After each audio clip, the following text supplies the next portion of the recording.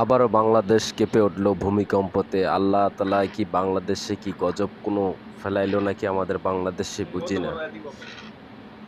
আল্লাহ তুমি সবাইকে হেফাজতে রাখো আল্লাহ, এইসব আজাব গজব থেকে আমাদের সবাইকে রক্ষা করো আল্লাহ। তুমি এত গজব আজব কির জন্য বাংলাদেশে দিতেছ আল্লাহ, কি কারণে এরকমের গজব দিচ্ছ আল্লাহ? সবাইকে মাফ করে দাও আল্লাহ, সবাইকে মাফ করো আল্লাহ। আল্লাহ তুমি মাফ করো আল্লাহ, এইসব গজব থেকে আল্লাহ প্রত্যেকের মাফ করে দাও আল্লাহ।